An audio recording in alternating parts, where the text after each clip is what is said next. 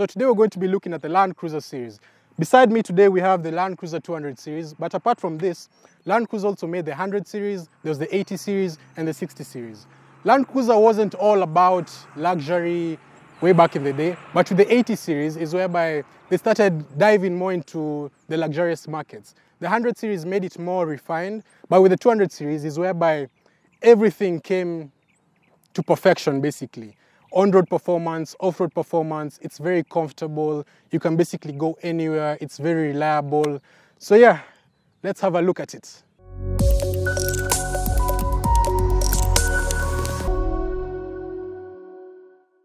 So when you're having conversations with your friends, family, colleagues, and they mention V8, you always think of the Land Cruiser. You shouldn't think of it that way. Okay, fine. The Land Cruiser has become a staple of the V8 brand, especially here in Kenya. But the V8 is basically just what's under the hood, the engine. This particular model is a ZX model. There's also the VX model, basically. Some of them come with V8s. You can find some with different engine variations. There's a 4-liter V6. There's a 4.5-liter V8 turbo diesel. There's a 4.7-liter petrol. There's a 4.6-liter petrol in this. And there's the ultimate 5.7-liter V8 petrol. This particular model is powered by 4.6-liter V8 petrol, producing around 315 horsepower and 460 Newton meters of torque. The transmission is a 6-speed automatic transmission, with the car being basically permanently four-wheel drive. One of the reasons the Land Cruiser is preferred, especially off-roading, is because it's a very robust vehicle. The engine it's basically bulletproof. So that's why you find guys like UN, even some police agencies around the world, in UAE, Japan also, keep using the Land Cruiser time and time again. They don't go for competition because Land Cruiser it's the best basically. So the frame is a body on frame, whereby you have the body and you have the frame, basically like that. Other competitors use unibody designs, but because of that, it's not as rugged. It's not as, okay, yes, it's strong, but there's just something about this. It's tried and tested. It just works. When you talk about even the suspension, the front is still a multi-link suspension, with the rear being a solid axle. Why do they use a solid axle? Basically because solid axles work. It's worked on hand cuts, it's worked on basically everything. So a cool feature about the Land Cruiser that many people don't really know, it has anchor points at the front. It's got 2 anchor points at the front. So if you get stuck anywhere, you're basically sorted. You know, they designed it to have anchor points, 2 anchor points. So another advantage of body on frame is you basically get a lot of cargo space in the vehicle because it's basically it's a car on top of a frame. So you get advantages such as you get a full-size spare underneath the car together with the fuel tank. On many of these new cars, advanced cars, come with tire repair kits because there's basically no space for a spare wheel. So in the trunk, it's basically a split tailgate. So if you go for camps or stuff, you can basically relax and you still have space for basically 7 passengers comfortably, but you can still sit 8 passengers. Back here, you still got compartments, whereby if you unlock it, over here we have a first aid kit, we should have like a toolbox here. So as you can see, there's no spare wheel up here because it's basically occupied by the seats. So now, if you and your wife or your girlfriend are carrying more passengers in this luxurious vehicle, you have the capability of folding down the seats and pulling. Okay, fine. It's a Land Cruiser, so it's a bit tough. But anyway, you do that on both sides and you now have space for 8 passengers, but 7 comfortably. The good thing about the ZX model, it has electronically folding seats, something like that. So you'll just push this button. You know, how cool is that? You know, these are things that we don't really see every single day. If you're lucky enough, you'll probably be seated in the second row seats. But if you're unlucky, you'll be in the back. The process of going into the back is pretty simple. You know, it's a Land Cruiser. They make everything pretty simple. I'm not the smallest guy, so sitting back here is not the easiest task, but I think I'm like 5'10", and to be honest, it's not the worst place. You know, you could be in a backseat of a matatu for all I know.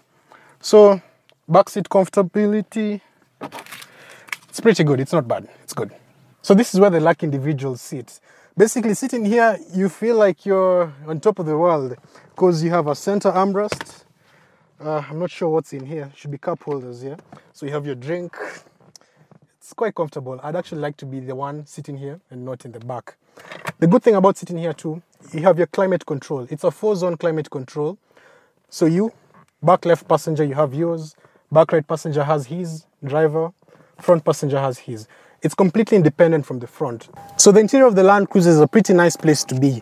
Inside here, I can probably count leather from 7 cows, 8 cows, okay, fine. Anyway, the materials are pretty nice. The feel and everything, the fit and finish is pretty good. From the door handles and the sound the door makes when it closes, it's a very satisfying thud. Anyway, let's put the car on. Okay. The main party piece of the Land Cruiser is the 4-wheel drive system. But apart from that, we also have another variety of comfort features. You have climate control, you have an 8-inch infotainment display. But anyway, let's go to the party trick, what most people want to see.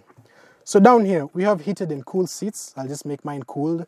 You have your power button, you have your second start. What second start does is it basically turns on the car in second gear. It changes the transmission to start in second gear, which is very helpful, especially when you're on a very slippery surface.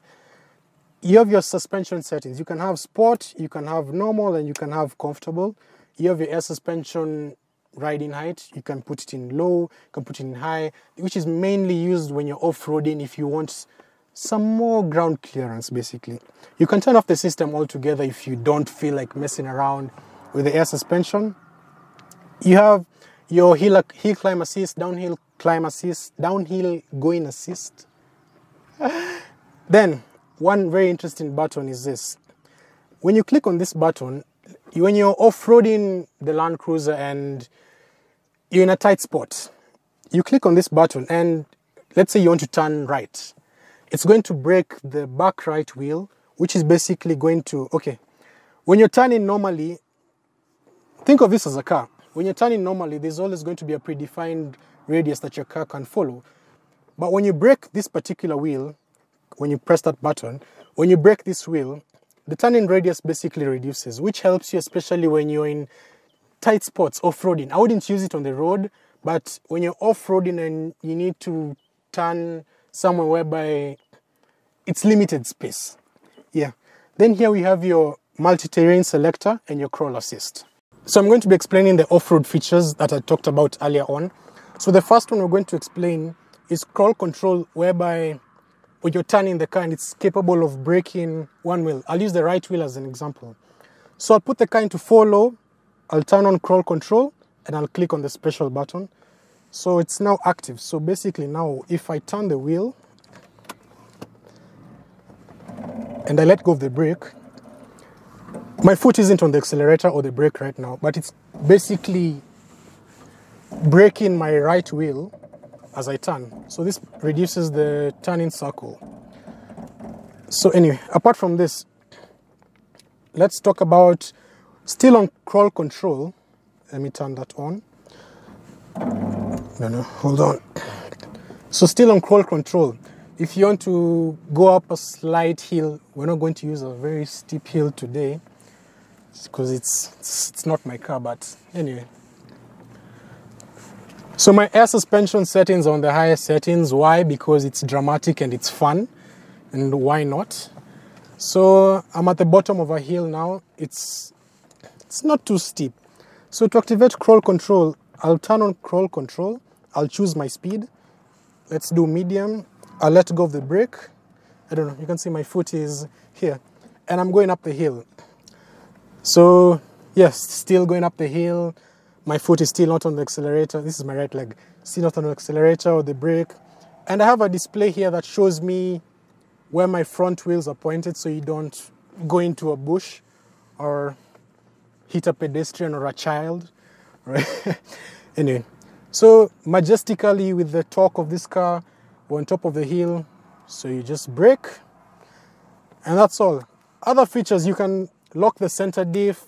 You can turn off traction control if it's a very slippery slope and you don't need the ABS and the traction control cutting into what you're doing.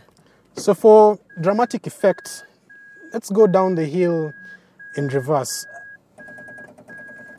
I'm still on crawl control, so I hope it holds the car. It's actually braking, which is pretty cool. Oh yeah, so crawl control still works in reverse, which is, and you can reduce the speed. So if I want it on medium, see the car basically stopped, but it's a little bit jarring, so I'll put it back into medium, and it works easily. Sawa sawa. So let's go back to our testing ground. I don't know if you can call it that. Okay, and put it back into 4 high. Back into 4 high, which is your normal driving mode. And we're back to being a normal grocery getting Land Cruiser that you see on the road. Yeah, I'm going to show you some other cool features. Okay, so apart from the slightly steepish hill, I'm going to try and wade it through probably like a foot of water. Not too deep whereby it comes up to my door, but something like that. I don't know if you can see it on there, but there's a dam here. And if you're in a Land Cruiser, you know, why not? So for more dramatic effect, I'll close my window for obvious reasons. I'll lock the center diff, and traction control is off. I'm still in 4 high. Suspension is all the way up for the best. I'm a little bit nervous,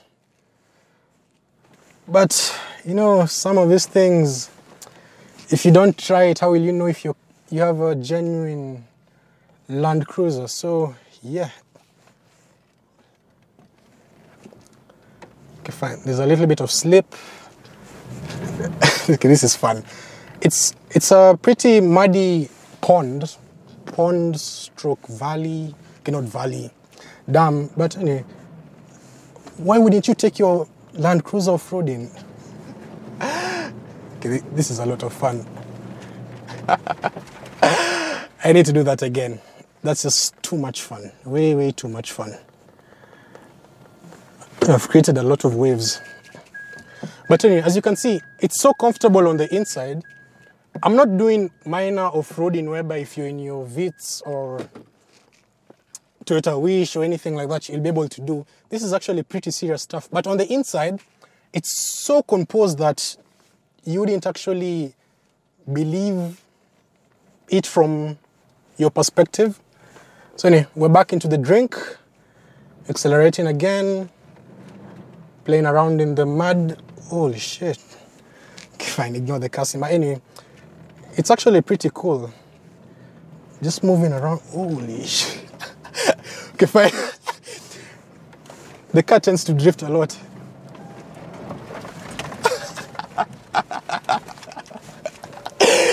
Why wouldn't you take your Land Cruiser off-roading? This is not my Land Cruiser, but Jesus, this is a lot of fun. Anyway, so now we're driving the Land Cruiser VX V8. Not VX, sorry. ZX V8. Anyway, so I'm going to tell you how I feel about it. And first thoughts, it's very, very comfortable.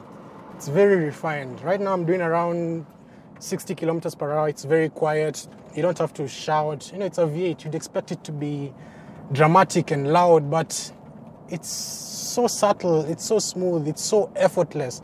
You feel powerful. Sorry to say this, but everyone feels like a peasant in front of me. You know, that's the kind of feel it gives you because you're sitting on top of everyone. So right now, my suspension settings are in... Actually, my air suspension is going up to normal. But my suspension settings, let me put it into sport. Apparently, I can feel a difference, but I'll tell you that in a few. But it's a very nice car. The only drawback of this car that I can say is consumption-wise. It's not the most fuel economical car you can buy in the market. Yes, it's fun. Yes, it's very reliable. But consumption might be your only downside. On terms of features, you've got a lot of features. You have cruise control, you have radar control. Radar control works in the sense that if you're following someone in front of you or an obstacle comes in your way, it's going to alert you, which is pretty cool. More safety features. Another safety feature, ABS, traction control, ESP, It's got around 10 airbags, which is very safe. There's always the debate that Land Cruisers are unstable. The one I know whereby it can be a little bit true is the Land Cruiser Prado. Many guys have rolled in Land Cruiser Prados, which is very unfortunate. Maybe the suspension setup is different from the full-fledged Land Cruiser. I'm not sure about that. But for this, it's a very stable car. I'm now doing around 100, and you can't even tell. If I had passengers right now, if I had kids at the back, maybe me and my girlfriend had kids, that's a joke. But anyway, I'd be very comfortable carrying my kids in this car because it's capable, and you feel like your kids are important, and you'd feel very safe. It's just all about how you feel with these cars. Competitors of the Land Cruiser, such as the Nissan Patrol, we can talk about the Range Rover. In US markets, we can talk about the Cadillac. But personally, we're in Africa. The Nissan Patrol is a very good car. I've not experienced the Nissan Patrol, so I can't really talk much about it. I've experienced the Range Rover. The Range Rover is a very sophisticated car. The Land Cruiser, on the other hand, is a very bare bones, simple truck.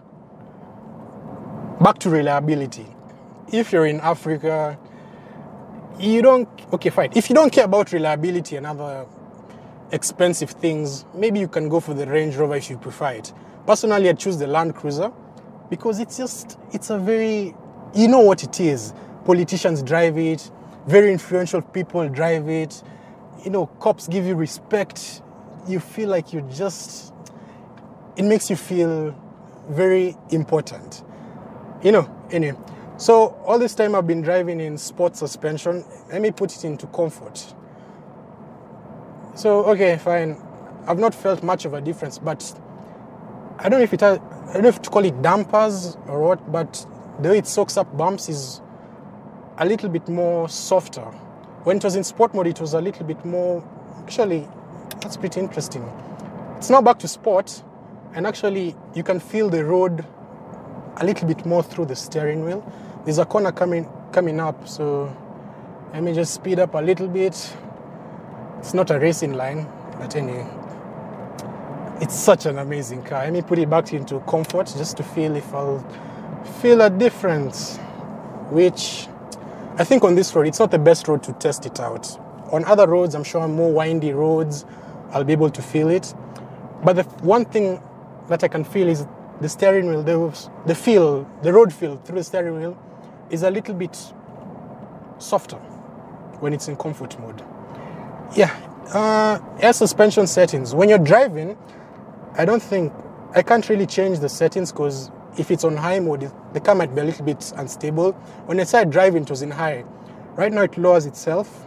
I don't know if you've ever seen cars. Okay, it's very hard to tell, even as a driver, unless you look at the display that the car has lowered itself.